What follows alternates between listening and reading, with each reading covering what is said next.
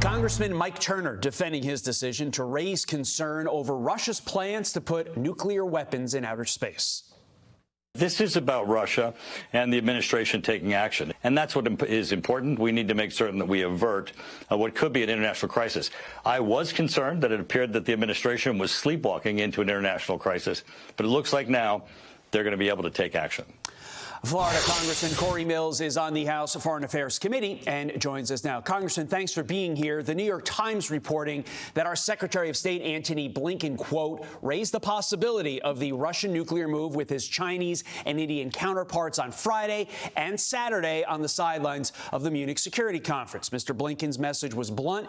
Any nuclear detonation in space would take out not only American satellites, but also those in Beijing and New Delhi. So it does seem, to Mike Turner's point, that action, quote unquote, is being taken. But that said, are you confident that this Biden administration is giving this issue both the attention and full action that it warrants?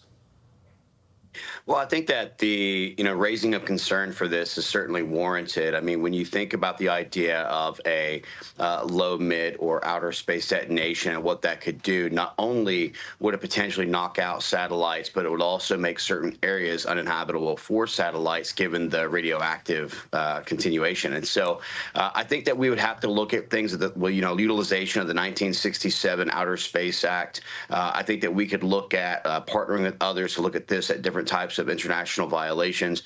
I think it's good that it was raised for concerns, but I don't like the manner in which it was done. And I also find the timing of Mike Turner's release to be a bit questionable, given that each time one of these increased threats occur, it's around the time that the U.S. House is going to take up a authorization or reauthorization on things like Section 702 or FISA. And so I do think that in police work, they call it a clue, not a coincidence. But I just will say that it is a serious threat and something that we should consider. Yeah, Turner's taking incoming from both sides, folks like yourself who say it's all about trying to put pressure on you guys in Congress for the funding. And then the White House says, hey, we were going to address this. Why are you talking about it so soon? We'll have to wait and see how this all plays out. Just quickly on the treaty, do we trust Putin to adhere to a treaty?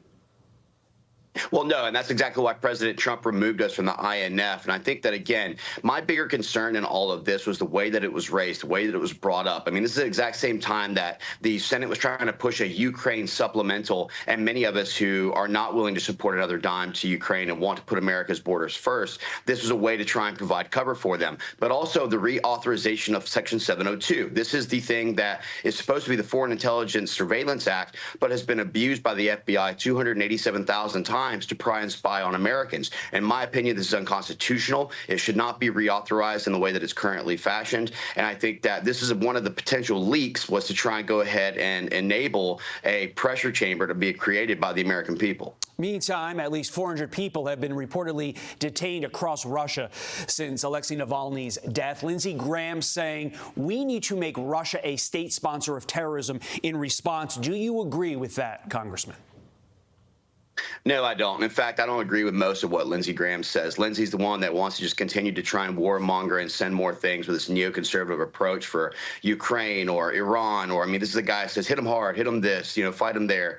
I don't think that's necessarily the right response. I will say, however, though, the political persecution of one of his opponents, Navalny, which we know is very clearly going to be a murder that occurred. I mean, this is a guy who in 2021 was sentenced to 19 years for extremism, and then was sent to the most highest max security prison right there by the Arctic Circle to mysteriously disappear. So, political persecution is something that we definitely look at. But then again, that's going on right here at home. If you think about it, look at the $355 million that was just levied in New York. I don't know that we can continue to point fingers whenever we're actually utilizing the Biden administration political persecution to come after their opponents.